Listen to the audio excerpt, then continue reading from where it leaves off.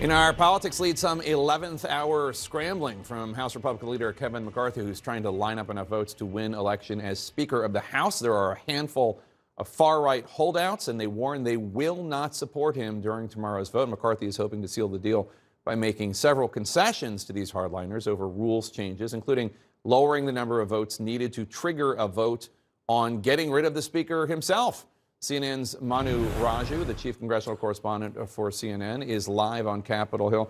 Manu, are those concessions having any effect on the members who have publicly announced their opposition or at least skepticism to him? I think the number is up to like 14 or so. Yeah, not at the moment. In fact, right now, Kevin McCarthy is in the Speaker's office. Even though he's not formally the Speaker, he has moved in, essentially. This is normal process. There's no placard above the Speaker's office, but he's been in there all day making phone calls. And now he's meeting with a number of allies and also some key detractors. I just saw Congressman Matt Gaetz, who is one of the hard nose on Kevin McCarthy, walk into the office. Others who have expressed skepticism, like Congresswoman Lauren Boebert, also just walked in. And also Scott Perry, who's one of the signatories of that letter of 9 members yesterday who raised concerns that the concessions that McCarthy has made so far are simply not enough. Now, the question will be what will happen tomorrow if Kevin McCarthy is unable to secure the 218 votes he needs to win the speakership. He can only afford to lose 4 votes. At the moment, he could lose up to 10, maybe 14 votes. That is a prediction at the moment. Then what happens?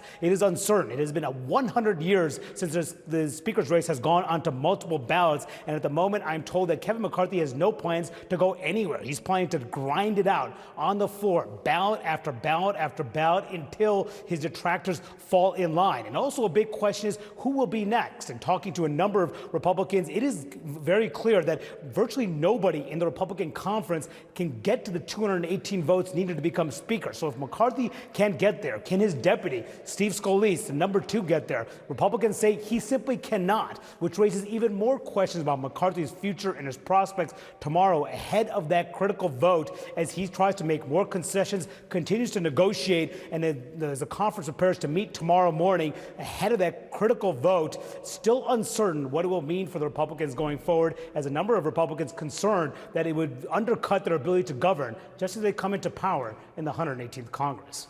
Yep, Manu Raju on Capitol Hill. Thanks. Tomorrow is going to be exciting. Let's discuss this with our panel. And Eva, McCarthy told CNN today he thinks it's going to be a good day. Tomorrow he's offered all these concessions. For people out there who are just got back from vacation, they don't understand what's going on.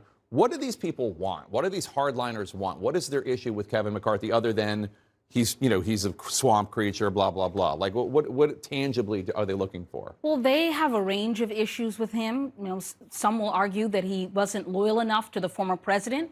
Some will argue that rank and file members don't have enough power in Congress. I think that is why that 72-hour rule to review bills was instituted or proposed in the rules change.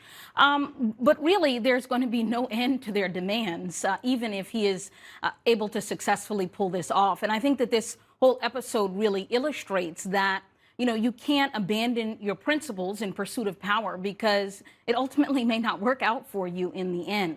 We'll have to see. I think that over time, these members that are challenging him might get sort of worn out by the process, right? This could stretch on and on and on. And then maybe in the final hour, he's able to pull it out. But I think if anyone in Washington tells you they know with certainty what's going to happen, they're lying. So former Republican Congressman Charlie Dent was on the show earlier, and he said basically that he thinks that Kevin McCarthy has been offering too many concessions for too long to this wing, this MAGA wing. Not all 14 of them are that, but a lot of them are. What do they want other than not Kevin McCarthy?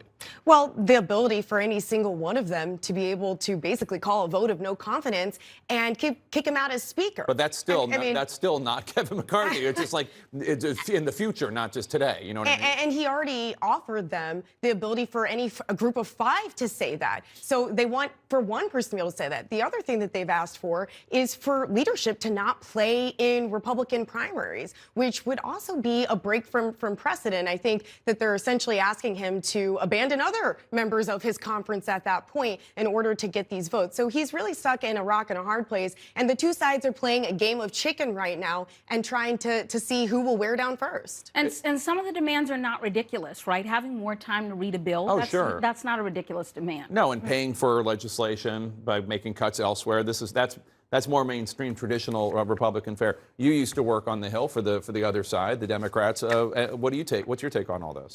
Well, normally chaos and dysfunction consumes the party heading into the minority. Right. It's consuming the party that's heading into the majority right now. If you look at what's going on the Democratic side, they had a relatively easy transfer of power from Nancy Pelosi to Hakeem Jeffries. Their signature achievement in the Inflation Reduction Act, capping the price of insulin at $35, happened yesterday. You don't hear a lot of people talking about challenging Joe Biden in a primary. So there's relatively stability over on in the Democratic Party. And for the party that's heading into the majority, this was supposed to be Kevin McCarthy's week, right?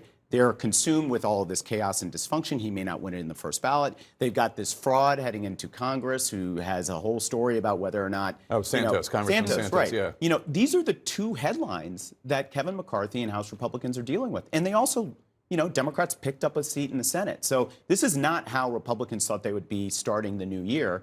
And it's, you know, a real problem for them heading into, like, trying to govern. How are they going to pass a debt ceiling? How are they going to fund the government? How are they going to do anything in the House? They're not. Simply put. I mean, look, you asked what do they want, these people? They want to decimate the Republican establishment as we all know it. Right. I got a fundraising email today at noon from Congressman Andy Biggs saying, I need $30 donation from you, and I need 4 weeks in order to mount a pressure campaign against McCarthy and his type of people. Now, what's that tell me? That tells me that Biggs has not only grown in power at a time where we just really didn't think he would, but these people really believe they have that power to decimate the Republican establishment. They will not rest until it's done. They don't want a guy like McCarthy there because they think he stands for nothing. They think he'll make deals with the Democrats. Is that the worst thing? Those of us who spent time on the Hill know that's the only way that things get done. But this is what they saw Trump do. They thought that Trump stuck it to the Republican establishment. So they're doing Trump's work. They're continuing to do that. And I find it problematic because then, again, these extremists hold the power. They're holding Kevin McCarthy in the toughest place. And let's remind people who Kevin McCarthy is. I think he'll pull it off tomorrow, no doubt. But you do. I do, because let's again not forget who he is. He's a political animal. Sure. When Speaker Ryan was in the speakership, Ryan wanted nothing more than to be the policy guy. And he got to do all that because guess who was his right man? That was McCarthy. McCarthy was the political animal who was ready to play the dirty political games that Speaker Ryan didn't want to do. And now he's in a tough fight, but he's going to prove himself tomorrow to be the political animal he's always been known to be. But, okay, so let's assume that the 9 skeptics who wrote the letter, Chip Roy, et cetera, that they come around. Okay, that's certainly possible. There's a reason that they're not never Kevins. They're just skeptical of Kevin. But these 5, he can only afford to lose 4 of them. Who's going to buckle of these 5? I mean, I just don't know. They are all out there. They have nothing to lose, it seems to me. I mean, other than the Republican Party.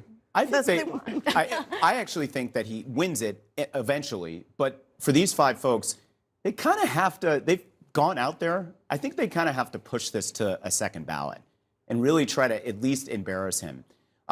Because after that, I mean, they're out there. They're all out there. They're kind of all in on pushing this. So, you know, and again, like, MAGA wins here. I mean, Trump has endorsed Kevin McCarthy. But can I just say, Steve Democrats Scalise could have has done endorsed something. Kevin. They could have gone for the jugular here and try to flip 4 Republicans. Say, we'll give you something.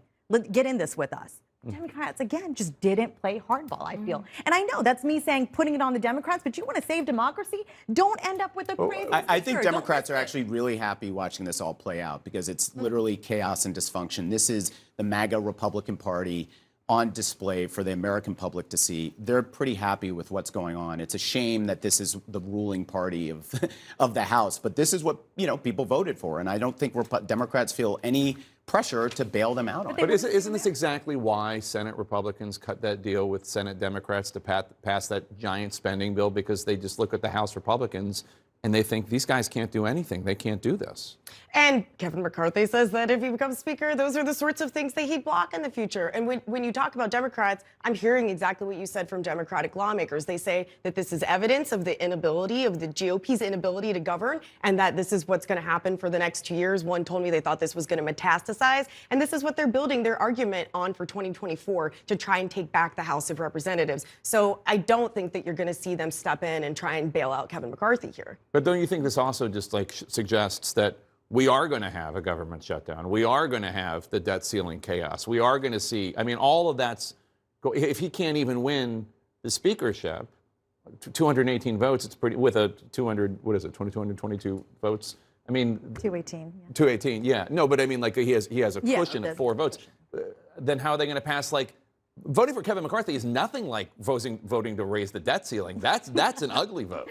We could. I mean, it certainly doesn't inspire a lot of confidence about the competence of our government.